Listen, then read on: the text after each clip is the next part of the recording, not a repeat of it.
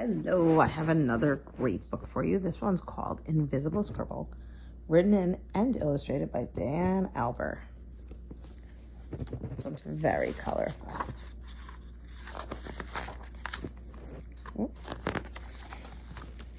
This story is strange, and I think you'd agree.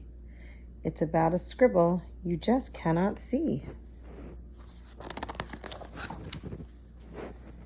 Each day, he would try to spin and twirl, hoping just once he'd see a bright swirl. But sadly, it was always the same. That's how he got his invisible name. All the other scribbles were such a sight. Red, blue, and green were oh so bright. Teal and magenta had an incredible flair, and yellow and purple made a perfect pair. Invisible would watch them frolic all day, but didn't have the confidence to ask them to play. He worried he wouldn't fit into the group because he couldn't make a colorful loop. Next page.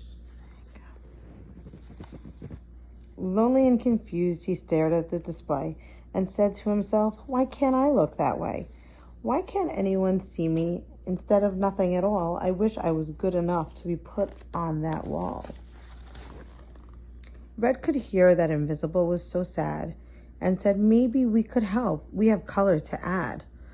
What if Blue and I spun around really quick? Maybe some of our color would fly off and stick." Invisible was shocked. They were being so kind and said, "That sounds great if you wouldn't mind." The three of them squiggled and began to play. Invisible swirled in his usual way, but this time he scribbled a light violet hue. He was finally seen. He felt so new. Look at that. Cool. He thanked Red and Blue for having a kind heart and took a giant leap to start his own art. But when he landed, he was invisible once more. He couldn't believe it. He was the same as before. Invisible cried out, Now you can see there must be something wrong with me." Let's see. With his head tilted down, he slowly walked away and said, "I'll just stand here and watch you all play." "Nothing's wrong with you," Orange said with a shout. "We're here for you. We will figure it out. Have you ever heard of the fun splatter crew? They can change colors like chameleons do." When the Paints heard their name, they arrived in a hurry. They all got mixed up and became a bit blurry. They were having so much fun that they just weren't aware that Invisible Scribble was standing right there. It happened so fast, and oh, they splashed when they all accidentally collided and crashed. Paint covered Invisible from head to toe. Something great happened. He started to show. His form resisted the paint, and his color shined through. Invisible cheered. "My dream came true. I thought all the time I was invisibly drawn, but my color would just match the paper I was on." Look at that. Super cool. Invisible was excited to create more art, but quickly noticed he couldn't start. "I've run out of paper. I can't even try." Then he noticed a snippet nearby.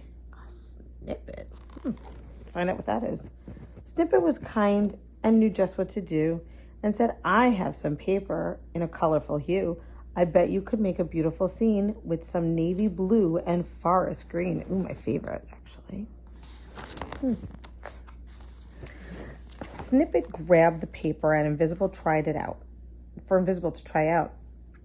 "We believe in you," they all said with a shout. Invisible jumped on to give it a whirl. You could see every twist and every swirl. He was so happy he yelled to everyone, "Let's all create it. Will be so much fun."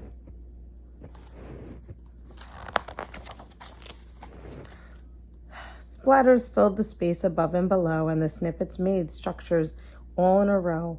The scribbles added texture with wiggly lines. There were so many wonderful, bright new designs.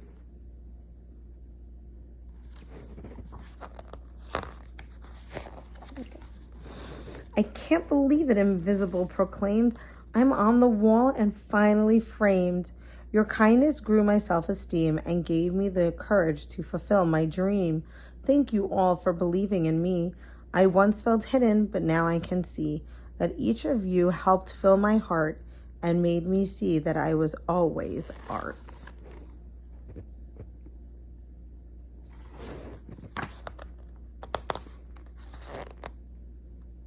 The end. Visible scribble. I hope you enjoyed it. Good night.